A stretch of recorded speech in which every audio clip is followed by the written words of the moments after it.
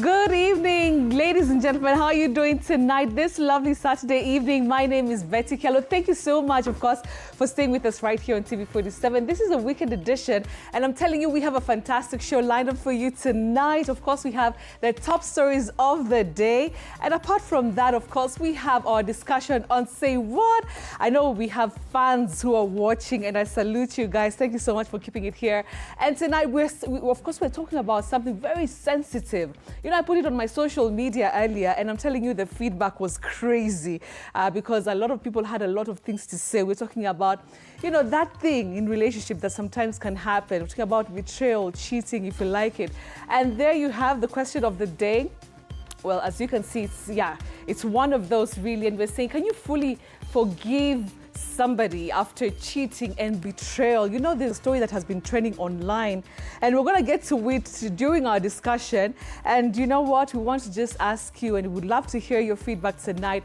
Is it possible to fully forgive? Yani ume move on, yani imeisha sawa, case closed, you know, move on to happiness. That's the discussion we'll be having. I have a fantastic panel of guests. Pastor Sue is going to be in the building together with Medclay Salano. It's going to be a fantastic show tonight. Let's begin with the highlights.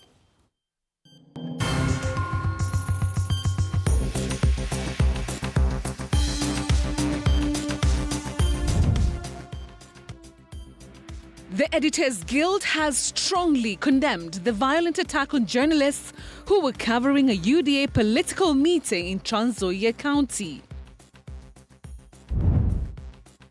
President William Ruto and his former deputy Rigathi Gachagua have once again clashed publicly, escalating their war of words through fresh allegations and counter-accusations.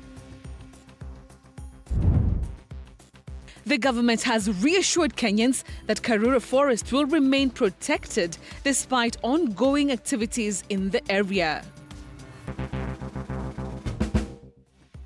Well, thank you very much for joining us once more. Our sign language anchor tonight is Catherine Simaloy. Let's begin with our top stories. And the Kenya Editors Guild has strongly condemned a violent attack on journalists covering a UDA political meeting in Trans Nzoia County. Now, George Sitati of Standard Group and George Njoroge of MediaMax were assaulted while on duty in an incident linked to coverage of a controversial procurement story. Now, the Guild warns that such attacks pose a serious threat to media freedom and undermine the public's right to information. KEG is also calling for swift investigations and urging political leaders to guarantee the safety of journalists and end impunity.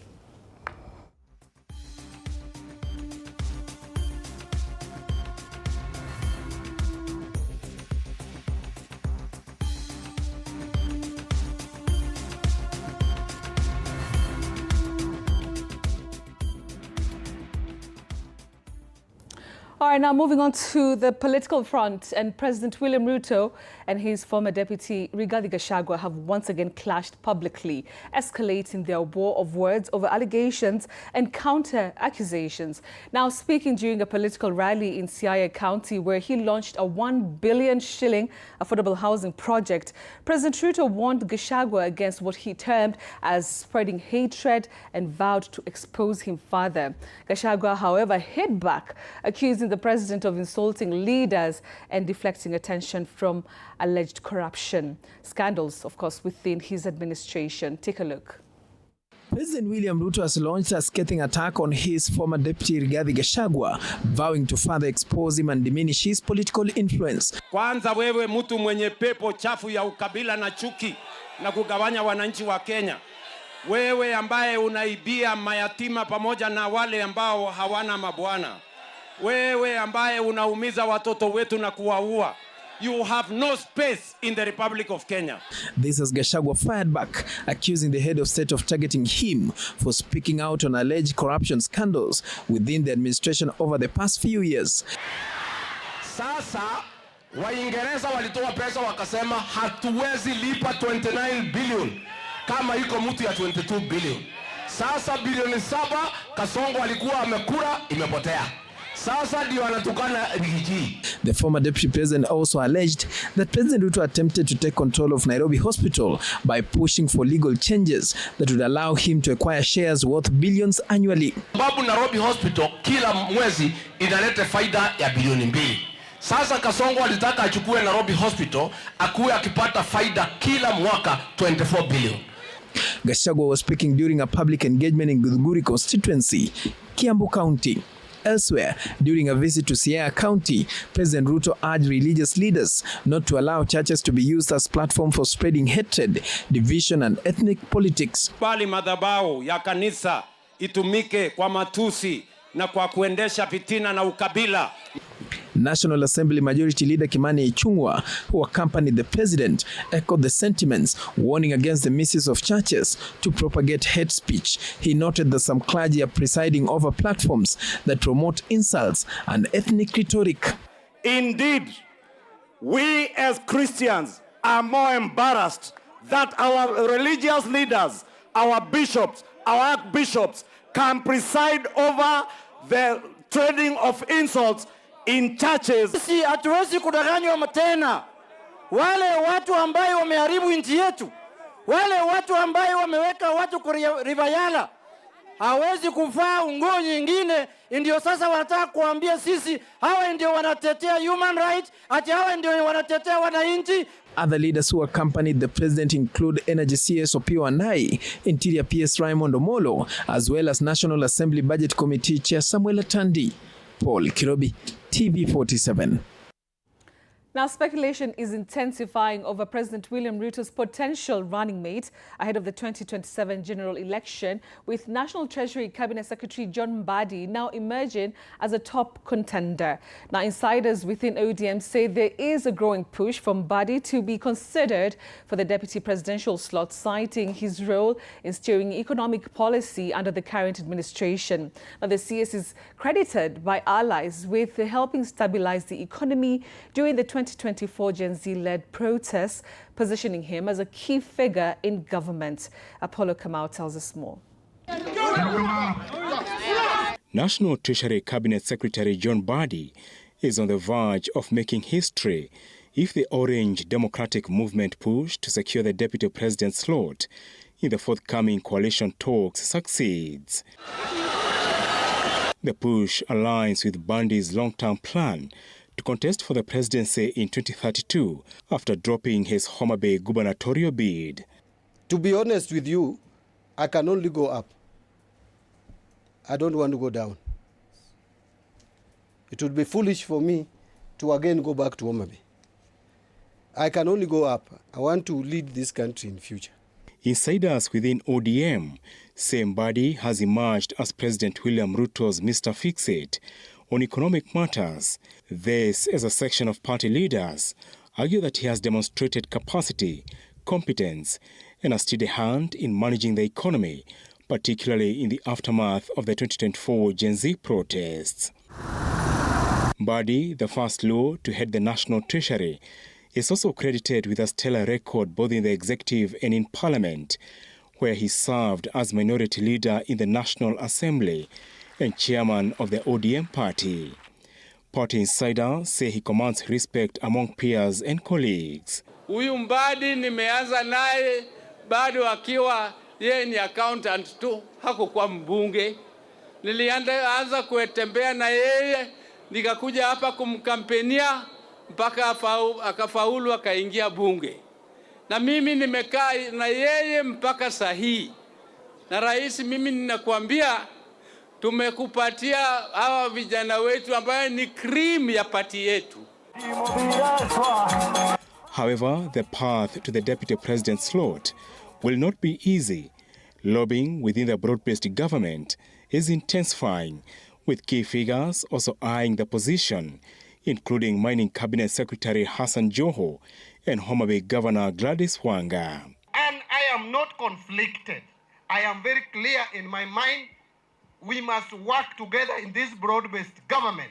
Mbadi, once one of President Ruto's fiercest critics, has now emerged as a key ally, actively defending the government's economic policies, from the infrastructure fund to taxation and major development projects. Welcome to the National Treasury. At the National Treasury, he is credited with fostering a collegial working environment, with technical officers playing a central role in policy formulation and decision-making.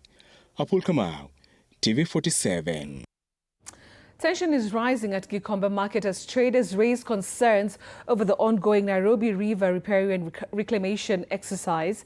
Now, the traders claim the reclamation zone has been expanded from the initial 30 meters to 50 meters, a move they say will greatly affect their businesses. Now, they are now calling for dialogue with the government, warning that fear of possible demolitions is already disrupting operations and hurting sales. At Gikomba Market, traders are grappling with uncertainty as concerns grow over the extent of the riparian reclamation. According to the traders, the initial plan was to reclaim 30 meters, but they now allege that the space has been increased to 50 meters, an expansion they fear will take up a large portion of the market. Hiyo kusema watachukua mita 50 ni kama kumaanisha wanachukua Gikomba yote.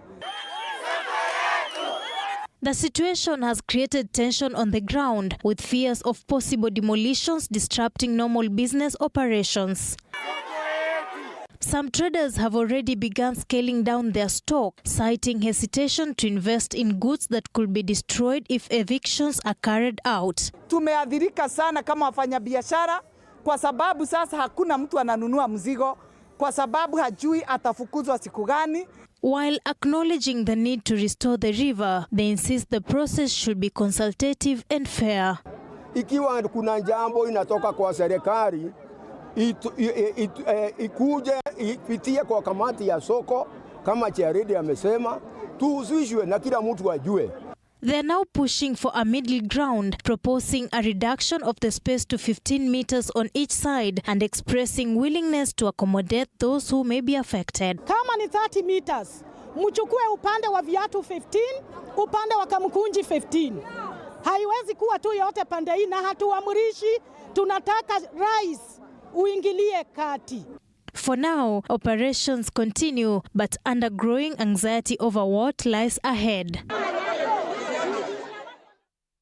Construction works for Phase 2 of the standard gauge railway extension are set to begin following the official launch by President William Ruto and his Ugandan counterpart Yoweri Museveni. Meanwhile, talks for Phase 3 of the project are at an advanced stage, with plans to extend the railway further into Kampala, Uganda. Sheila Chelangat tells us more.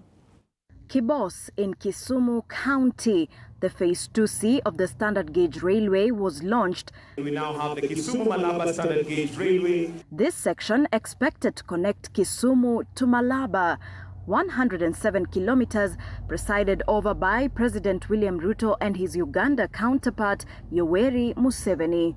It is in moments such as this, when we gather as a nation and as a region to break ground for infrastructure development that will define generations, that the destinies of our people, our cities, and our nations are shaped.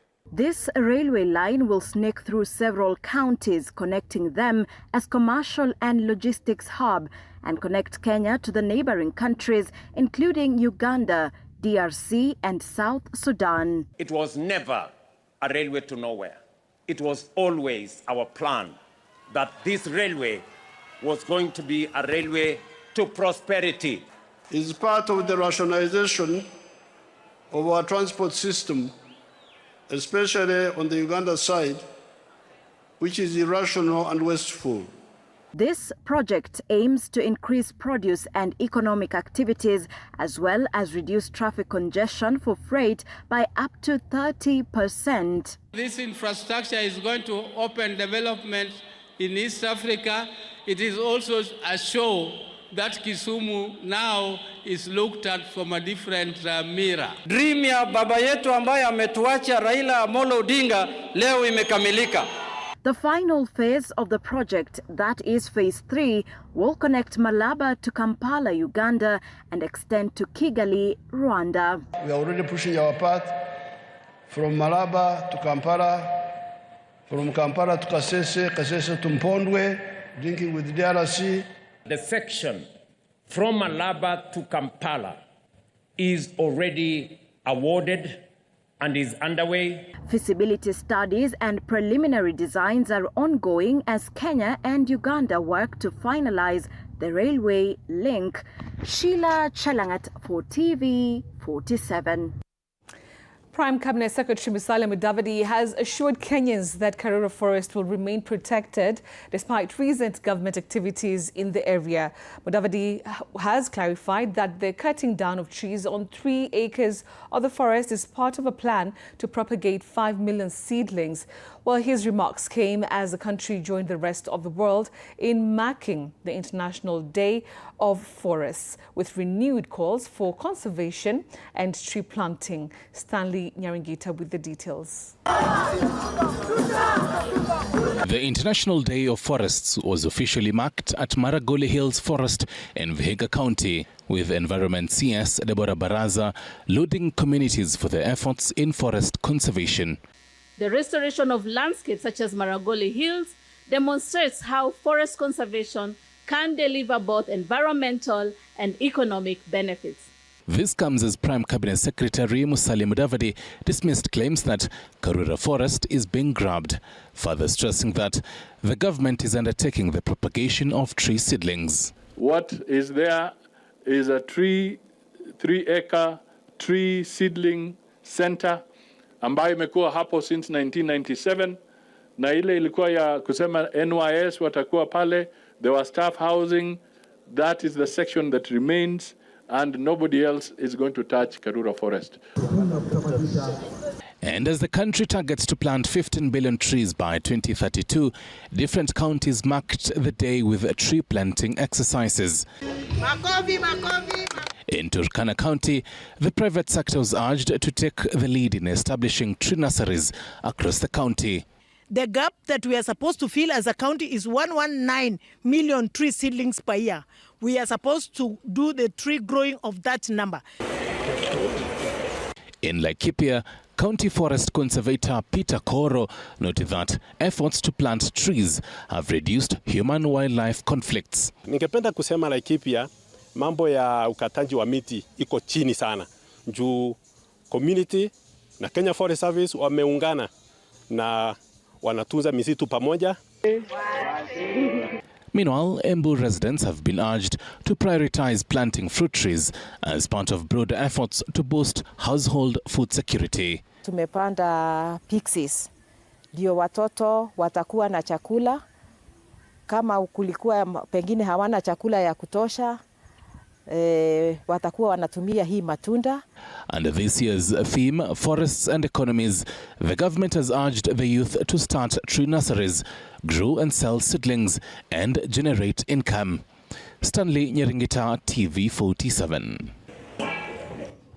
Now, 13-year-old environmentalist is now leading the charge of climate action, using his voice to mobilize young people across the country. Baraka Muiruri has launched a book titled Go Green with Baraka, and encouraging youth to take part in tree planting and environmental conservation. While speaking in Nairobi, he urged his peers to plant more trees, especially fruit trees, to support both the environment and livelihoods. His initiative has already seen over 7,600 trees planted, with a target of 1 million. In a world racing against time, where the future hangs in the balance, one voice rises, small in age but powerful in purpose. At just 13, Baraka Muiruri is not waiting for tomorrow. Instead, he's acting today. The most exciting thing about launching my book is that I get to share the message with friends and family, and knowing that some boy will find that book and get inspired because they learn that they're not too small and that their voices matter. With every tree planted, he breathes life into the earth. And with every page written in his book, he plants a seed in young minds. So far, 7,600 trees are not just numbers, but represents hope taking root. Whenever Baraka appears before me, I see more of the parents than Baraka. And I see the intention and the blood and the heart that they're investing in Baraka. His belief is clear. No one is too young to make a difference, and every tree planted today is a step towards a better tomorrow. I faced ridicule because I'm too small, people telling me I'm too small, but I take those as boosters because I take negative words as let's say an inspirator to prove them wrong. While Baraka here was talking about devoting himself to talk about planting trees and deforestation, we all knew that this was not an easy feat. To talk about something as the losses of our forests is like talking about a slow motion crisis that is hidden in our cities, yet very foundational to our survival. And his message to the world is simple, urgent and powerful. The time to act is now. Susan Locho for TV47, Nairobi. Well, good job, Baraka. Keep going, and it's great to see, young kids taking center stage in such amazing matters. Good job there. All right, let's move on. And as the world marks World Down Syndrome Day, families and advocates are calling for greater inclusion and an end to stigma against children living with the condition. Now, from classrooms to social spaces, the message remains clear. Inclusion must be intentional, meaningful, and visible. In Nairobi, parents, mostly mothers, are at the forefront of this push, demanding equal opportunities, dignity, and stronger support systems for their children. Faith Bangari with details of this story. Take a look. Bright colors, laughter, and teeny steps keeping pace on this day, turning into a space of belonging. Families walk side by side, some holding hands, others carrying children on their backs, each step a quiet statement. For many here, this is more than a celebration. It's a journey they never imagined, but have learned to embrace, a journey that has brought them together. We are here to support each other. We are here to create awareness of Down syndrome. What started as conversation between a few mothers on WhatsApp has grown into a lifeline. Hundreds of women walking the same path, learning from each other, holding each other up. The children are born with an extra chromosome, one small difference that often shapes how the world sees them. Down syndrome is a condition that is caused whereby our 21st chromosome, which is normally a pair, is replicated to 3. So instead of having your typical 46, our children have 47 chromosomes. And that is why the world marks this day on the 21st day of the 3rd month, a simple way of saying, we see you. We recognize it's the 21st chromosome of the 23 that we have that are replicated 3. So 21, 3, so 21st of March. But beyond the science, the reality is more personal. It is in the stares, the silence, the assumptions. This year's theme, Together Against Loneliness, speaks to something more families know too well. My daughter amekuwa akipitia therapy na unaona sasa alitembea akiwa 3 years old. Bora tu usikufe moyo, kama ni therapy umpeleke. Kenya nahitaji wewe ufanye, Mungu naye afanye hapo pengine.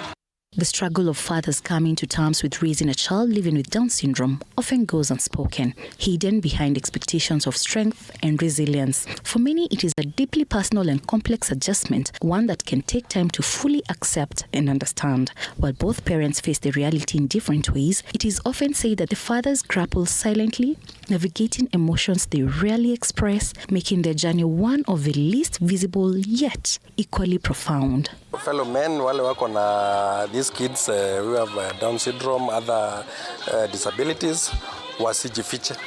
Let them just come up. Ukiritoka uiongee, itoke, it becomes more better. Because for these children, exclusion is often subtle, being present but not included, seen but not understood.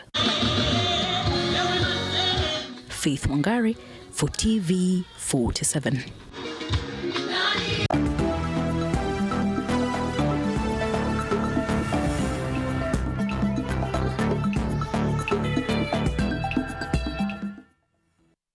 Well, definitely cheering those kids and their parents on. Let's now take a look at some sporting action. And the Mavens International Chess Championship 2026 kicks off in spectacular fashion, drawing over 450 participants from 8 countries in what is shaping up to be one of the most competitive chess events on the regional calendar. With a lucrative prize fund of 1.9 million Kenya shillings on offer, the tournament attracts a strong field of elite players, including Grandmasters, International Masters, FIDE Masters and Candidate Masters, all competing for top honours. Now, the championship also provides a crucial platform for Kenya's national team as they fine-tune preparations ahead of the 45th World Chess Olympiad, underscoring the event's growing significance on the global chess stage. The objective of this event is just to be able to attract top players, grandmasters and also international masters, to be able to come to Kenya and give an opportunity of our players to be able to play against them. I know it's very expensive for our players. The weather is very nice. From a chess perspective, it's also going pretty well, I think. I have 3.5 out of 4 at the moment. Could be better maybe, but overall I'm pretty happy so far. I think I'm leading with full points, but today was not so easy, the afternoon games, but in the end somehow I won. So hopefully I will be first. that's my. And it's been a great experience so far. I just finished my round 4 and I drew with a player that was a bit higher rated than me. It's making a lot of us much better players because we've come together to play. Well, I guess we learn something new every day. Now, Gor Mahia extended their dominance at the top of the Kenya Premier League with a hard-fought 2-1 victory over Shabana FC at Nyayo National Stadium earlier today. Kyallo took control of the match with an early strike in the 22nd minute before sealing the win in the 80th minute, maintaining their grip on the title race. Elsewhere, Kenya Police FC edged past KCB FC 2-1, while Mari Sugar FC and APS Bomet FC shared the spoils in a goalless draw. Another stalemate, so Bidco United FC and Sofapaka FC settle for a barren result. Attention now shifts to Sunday's fixtures, where Kakamega Homeboys face Bandari FC, Muranga Seal FC take on Mathare United FC, and AFC Leopards lock horns with Ulinzi Stars FC. In the 22nd minute of the... I think our boys have processed a lot of things very well. We are very confident how they play tactically, very, very smart. They are getting better and better and better. And when an opponent comes with any style of play, anything, we are able to manage it. That is very, very good of a good team. You don't expect the opponent to just, take it easy on us. They were coming at us. But what is important, we cope very, very well with any pressure that comes from the opponent. They've done very well, and we are very, very pleased with how they've played today's match and what. That's just passion. He's still talking with so much passion. Mvua nyu inanyesha. All right, gotta love sports. So you know what? It's time for us to take our short commercial break. And you know what? Coming up, of course, we have Say What. I can see Salano is already here in studio. I can't wait to hear the fire bangers, statements he has to say about tonight's topic. Tonight's topic is actually very sensitive, and I don't know how, a lot of you maybe at home will handle it. But you know what? We're talking about, betrayal in relationships, cheating, betrayal. Is it really fully possible to actually forgive somebody after, they go out of the relationship, out of the marriage? And is it possible to just forgive them and, move on happily ever after? That is our conversation that we're going to be having tonight. And we also had a question of the day. Let's take a look at the question, and there's also some of the feedback that we've already seen from you. Let's take that on. There we go. All right, so there we go. Christopher, interesting way you write that. Yes, I can. We all go through our separate ways, but if they repent genuinely, we stay together. I love the fact that repent, not even forgive, but if they repent, if they ask for forgiveness. All right, this is Hadi Elam Mbayo is saying, forgiveness is free, my dear, but trusting them again, never. All right, I hear you, Hadi. Moving on to another one. All right, Trafada Dorkin, you're saying, of course, why should I live in bitterness when somebody else is living in joy? I forgive and forget. But the question is, will you stay? And if you stay, will you for real be seeing this person as the same person before all that happened? So we'll be delving into that conversation shortly. Don't go away. We'll be right back.